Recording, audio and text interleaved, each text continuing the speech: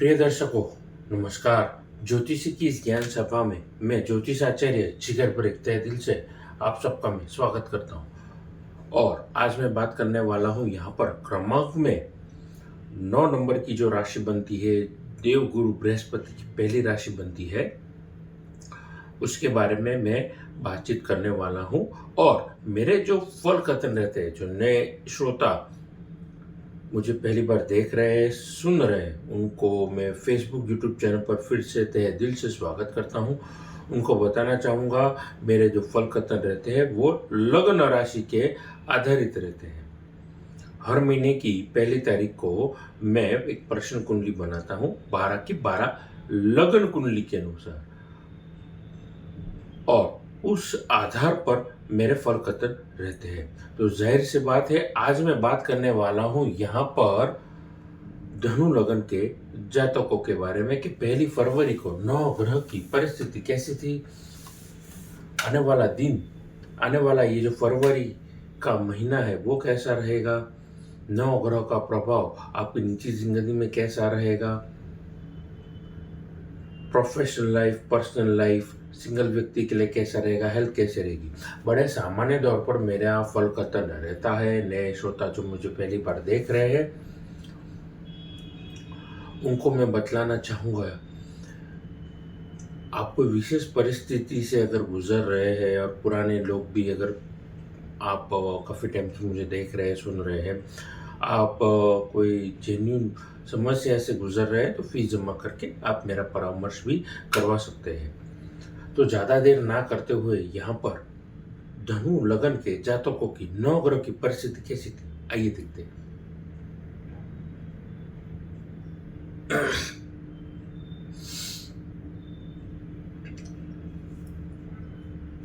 धनु लगन के जातकों के लिए यहाँ पर जैसा कि देख सकते हैं, धन भाव में मकर राशि में सूर्य बुध की युति देखने को मिली है। और जैसा कि बुध की तरफ देखिए, बुध 12 डिग्री पर अस्क्रिय हो गए हैं सूर्य देव के साथ में। सूर्य चंद्र साथ में विराजे हैं। चतुर्थ स्थान में यहाँ पर एक अच्छी चीज देखने को मिली है कि मालव योग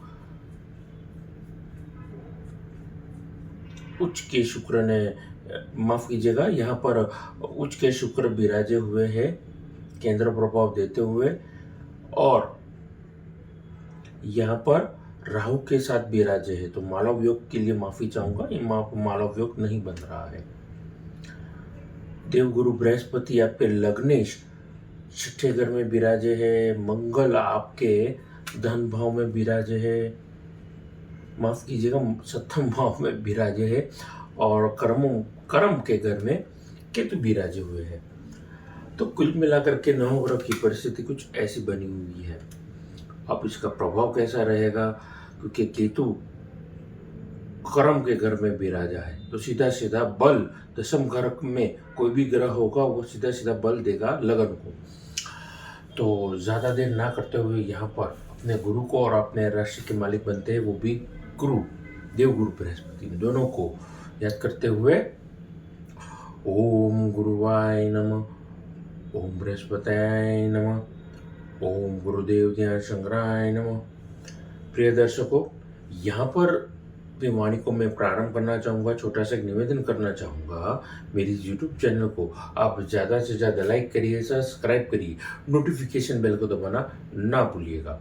देखिए, 9 ग्रह की परिस्थिति आपको मैं समझा चुका हूँ। लग्नेश जब भी छठे घर में जाता है तो कहीं ना कहीं छोटी सी परेशानी का या दिक्कत का सामना आपको करना पड़ सकता है।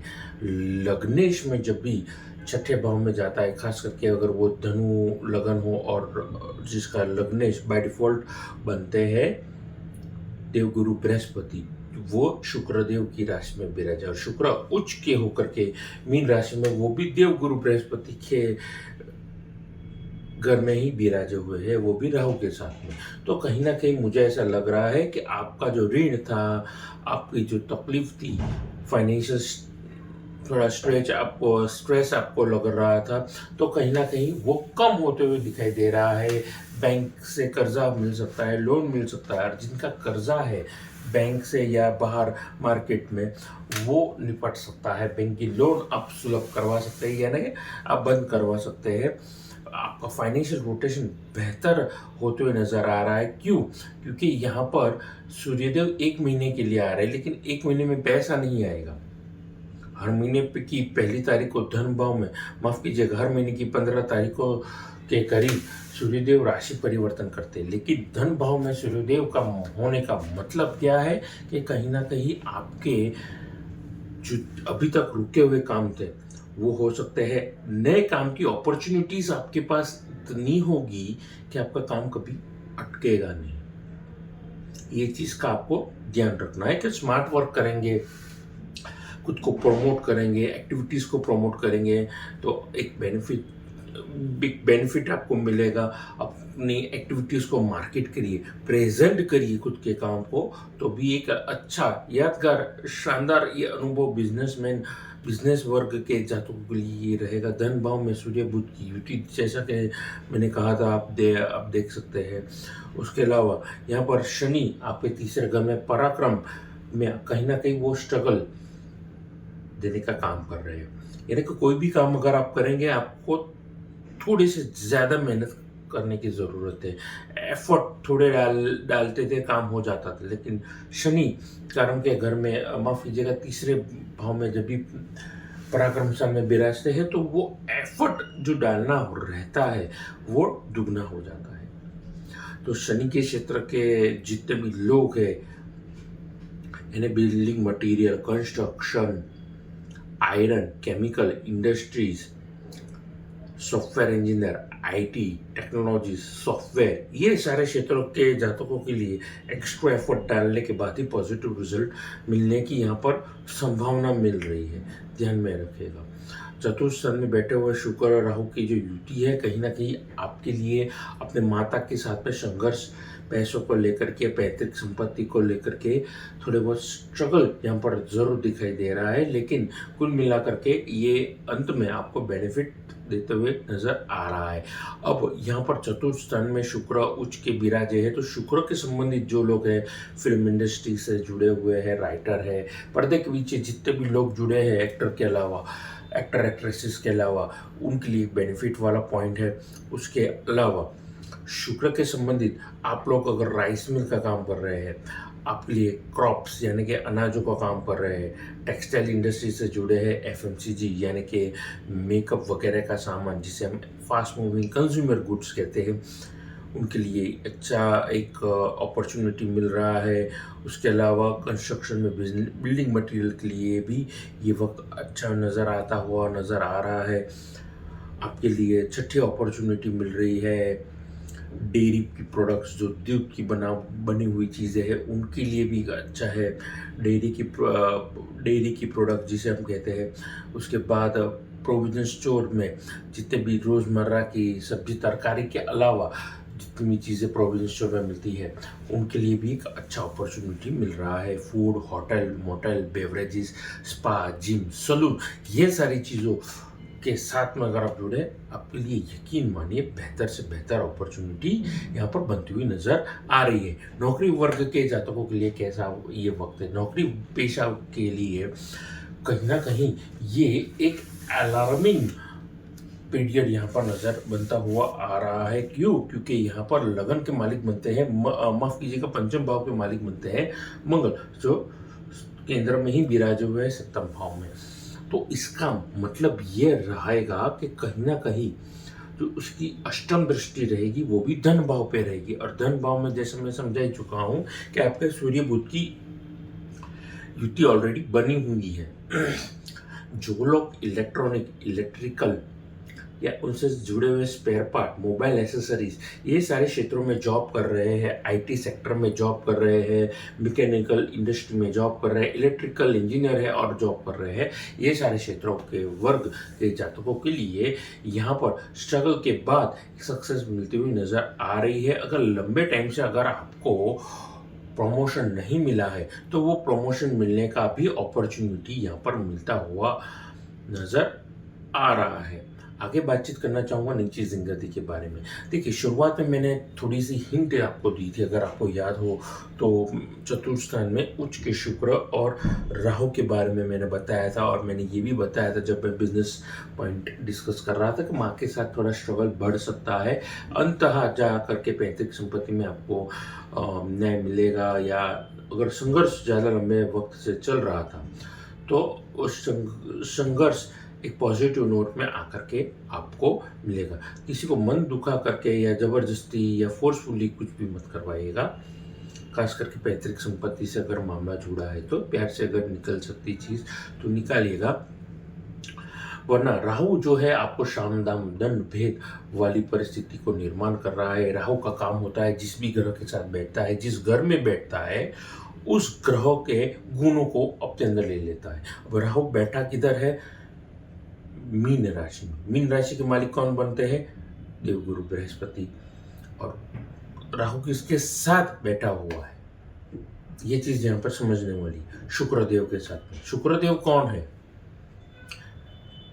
दानवों के गुरु, दैत्य गुरु शुक्रदेव। तो यहाँ पर आपको शाम दाम दंड भेद वाली बुद्धि देगा। आपको पिछले दरवाजे से, यानी कि गुप्त मार्ग जिसे कहते हैं, आपको वहां से कोई शॉर्टकट की मिल सकती है।